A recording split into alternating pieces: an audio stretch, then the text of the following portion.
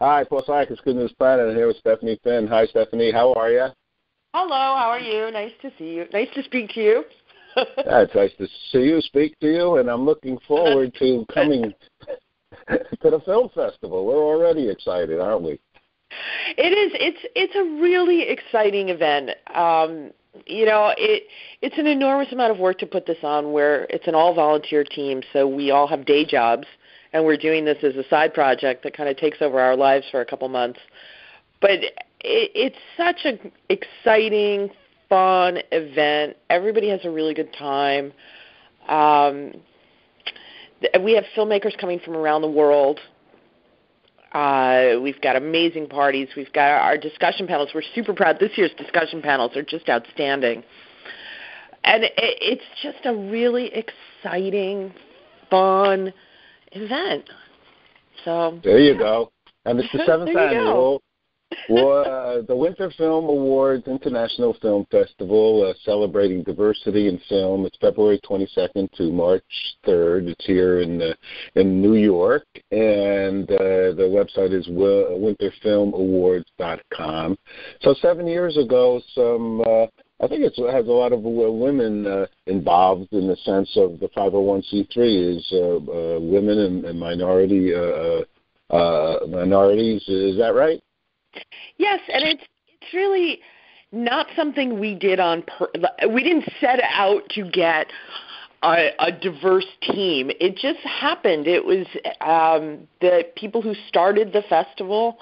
It was George Isaacs was the founder of the festival, and he just involved his friends, and his friends involved their friends, and then more and more people came and joined us as they saw what we were doing. So our core team at this point, it's New York. We've got Puerto Ricans, we've got black people, we've got people from Japan and China, we've got someone from Turkey and someone from Bolivia, and people from Brooklyn. I mean, we've got the same mix you would expect in New York we have on our team. And I think that gives us a much broader perspective than you tend to see. So everybody's coming from different places with different backgrounds, but we come together to make this event. And it appeals to a much wider group, therefore. And because of our wide range of interests from the team, we get judges from around the world as well. And so our films, we wind up with an extremely diverse set of films just based on our own wide-ranging interests. Great. So it's a really good variety. And 7 years is a triumph. New York's not such an easy town to get things done and to continue on with them, and you're doing beautiful. I know someone who runs a festival in like some small city in Alabama, and they're the only festival for probably 500 miles, and they're the only game in town, so they can get public funding. The city will do a lot of things for them. In New York, there's a lot of festivals. New York is a big place, so you're on your own if you want to do this. So putting together this event has really been, labor of love, yes, but also just grit, like just digging it out and making a name for ourselves just through sheer force of will. There you go. Well, that's perspiration. New York is a tough town, but if you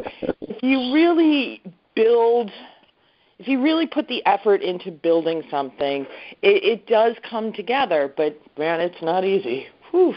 It's not a field of dreams. It's a city of dreams. Oh my God. Of dreamers. You're also acknowledging executive director of Museum of Moving Image, a great museum in the New York, Carl Goodman. So that's very special. Yeah, it is. The Museum of Moving Image is awesome, and it just gets better and better year after year. Their space is beautiful. Their exhibits are super fascinating. And that's Carl's work. He's really done an amazing job at coming up with building just these interesting shows. They're not the normal thing that you would expect at a museum of the moving image. It's not just focusing on the big names and the big films. It's really interesting stuff, and that's Carl, and we're really excited to celebrate him and show his work to people. So, yeah. Yay! Yeah, it's great. I've been out there many, many times. So there's 93, if it's still 93, official selections. 93. Are a diverse mixture of 13 animated films, 13 documentaries, 10 feature narratives, 8 horror films, 9 music videos, 31 narrative shorts, and 7 web series. And what's cool also that we like to do is a lot of time with festivals they'll group films by theme, which is cool. You could see an arc. You could get a really good picture of a single topic, but we find that can get it can make you glaze after a while. 3 hours of documentaries can be a lot, or 3 hours of films on the same topic can be a lot. Okay. So instead, to keep things exciting, and we're a diverse group in a diverse city with a diverse lineup, we make each block of films have that diversity. So a 3 hour or 2.5 block hour block of films will have an animated film, a short documentary, a short horror film, a music video, something funny, something scary, something sad. And what we find is that people come in and you never know. You see a film, screen goes dark, next film comes up, and it could be anything. And it can be a bit of a roller coaster, but it's very exciting. And we find that when people walk out of the theater, they remember every single film they've seen, because each one's totally different. Oh, that's a great concept. I love it. I'm kind of that kind of guy that just like flips around on the TV and then boom. This one I like, that one I like. I don't really want to know. I'm actually, I think they call it entertainment business. We want to be entertained. We want to, whether it's thought-provoking or whatever. But you made the selection. That's great. That's a great concept. Well, we also see that people, even in New York, New Yorkers who pride themselves on having this wide range of taste, people do tend to stick with what they know. So if you're a fan of documentaries, you're going to go see documentaries. But there's other stuff that you might like, but you never go see it because you're like, I don't know that I want to go see a Turkish short film or a music video from Greece. Like, I don't know. But here now you'll see it, and maybe you won't like the weird horror movie from Mexico, but it's 8 minutes long, and maybe you'll love it, and maybe you'll now be a horror fan. Who knows? Sorry, go on. Sorry. No, so it's a nice way to get a really good view of a whole bunch of different stuff, and over the course of 2.5 to 3 hours, and we guarantee all the films are good. So, it's awesome. There you go. Well, I think actually, to be frank with you, that in general in films and almost so many things, it's sometimes just the title. And, that can turn somebody on or turn somebody off, or just a comment from somebody. I can't stand the critic situation. I never read any review.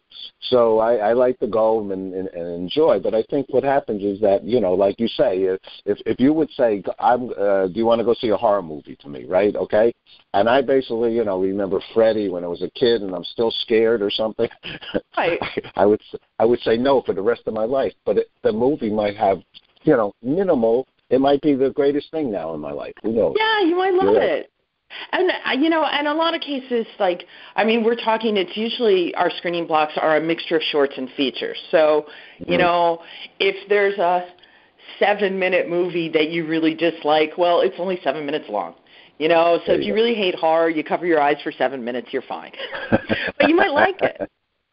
I like this, too, that you have 21 student films and 32 first-time filmmakers. That's wonderful. Filmmakers come from 31 countries. I'm reading your statistics here. 31 countries, 40% of the films were created by women, and 43... Oh, directed by women? Directed by women, because if you add in the women who were producers, it's a much higher number. So we're just talking directed by women. Okay, already, and 43 were created by people of color. So this is very exciting. It's the 7th annual Winter Film Awards International Film Festival, and it starts on the 22nd. Well, we have a big event then. Then you have films and panels, these great panels. I mean, if you want to ever make a film, here's where you should be going. I mean, the panels are really, the panels this year are, I mean, our panels are always good, but this year I've got to say the panels are really outstanding. We've got one on sustainable filmmaking, which, you know, a lot of our filmmakers, they're indie filmmakers, they're doing it ultra low budget. And sustainable filmmaking is important. It is a way to save money overall. It is a way to reuse items. So not only is it good for the planet, it's also cheaper in the long run.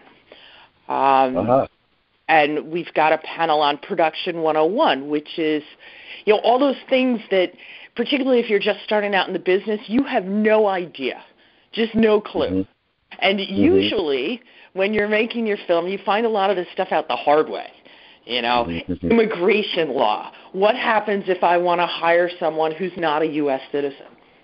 Can I do that? You know, what are the rules for that? Or if I'm not a U.S. citizen and I want to work on a film shot in New York, can I just do it? Can I get paid?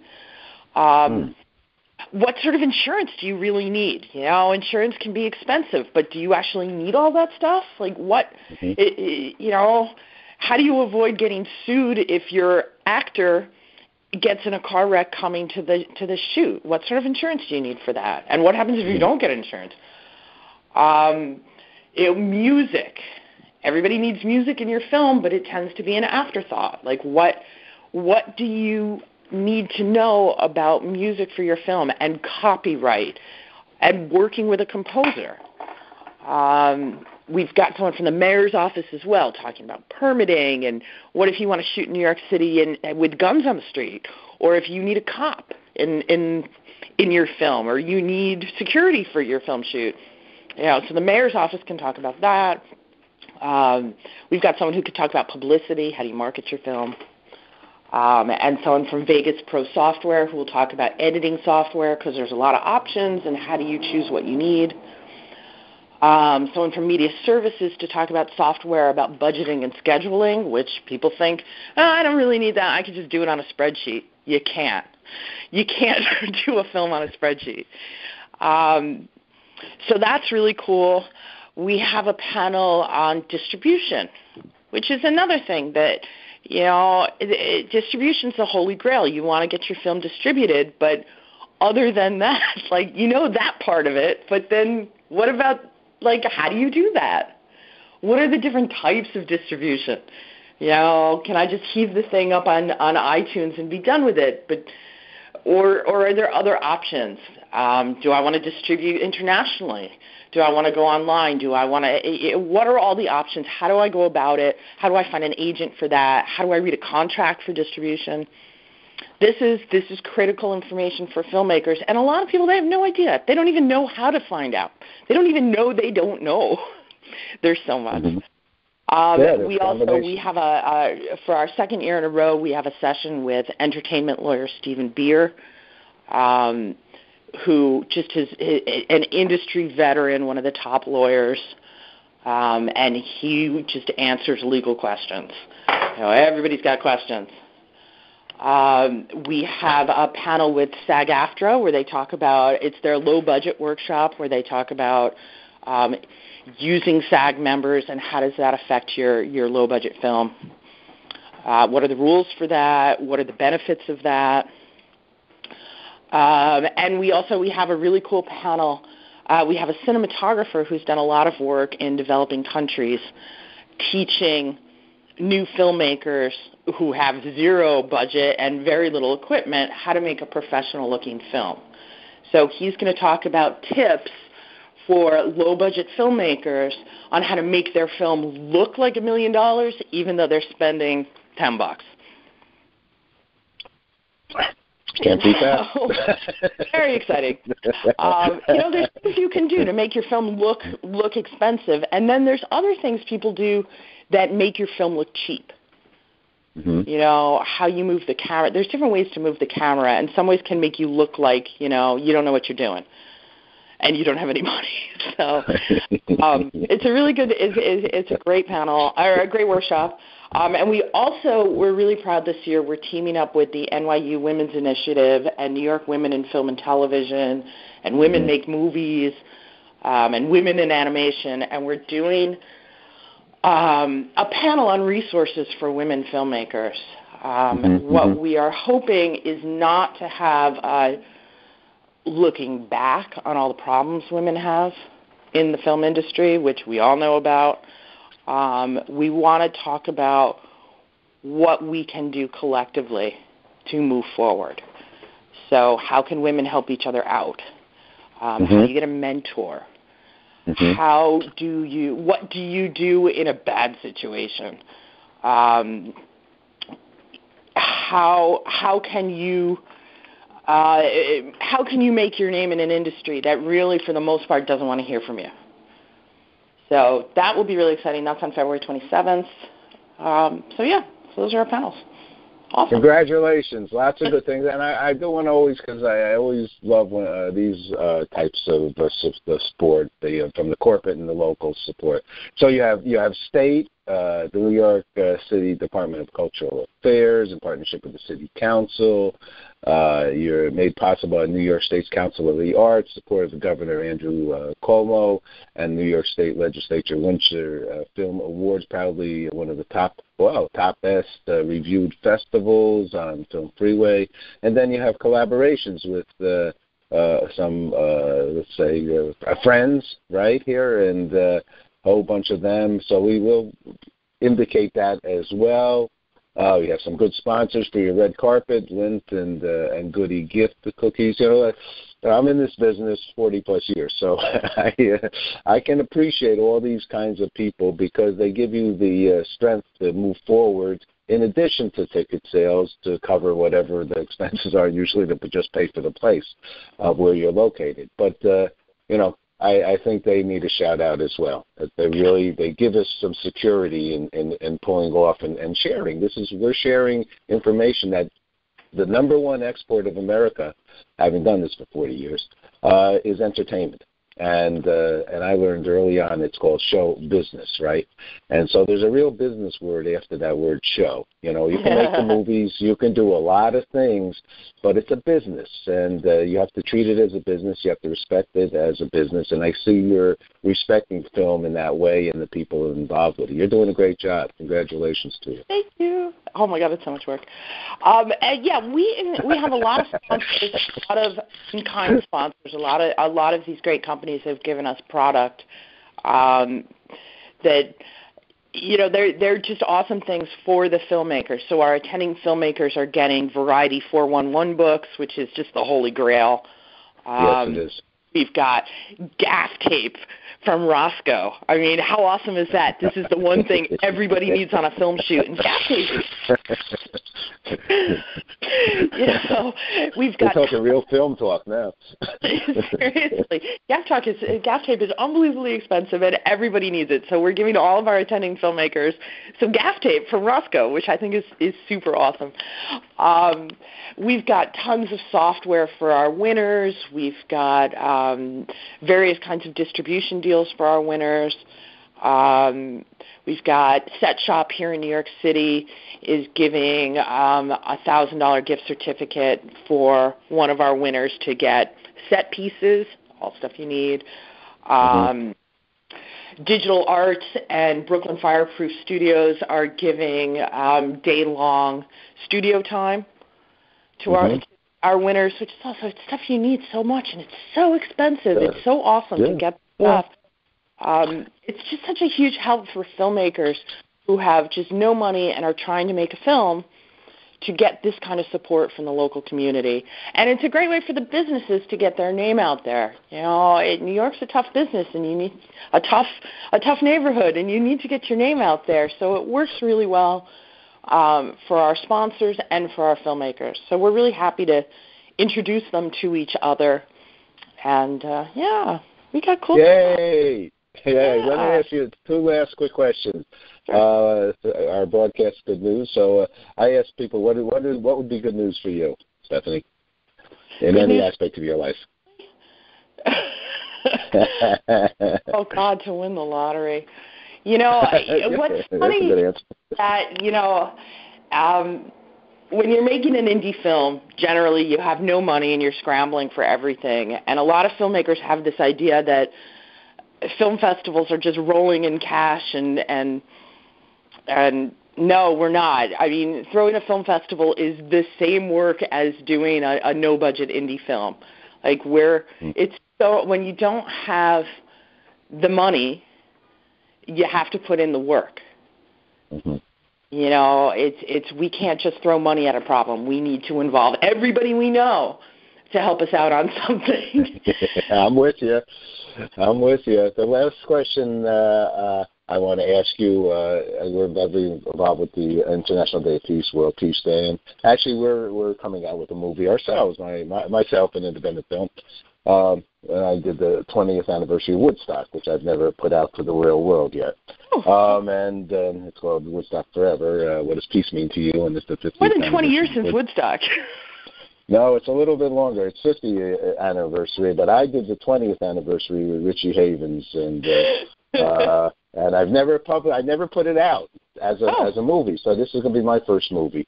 But we're involved with peace. When I ask people since 2002, what does peace mean to them in celebration of the International Day of Peace?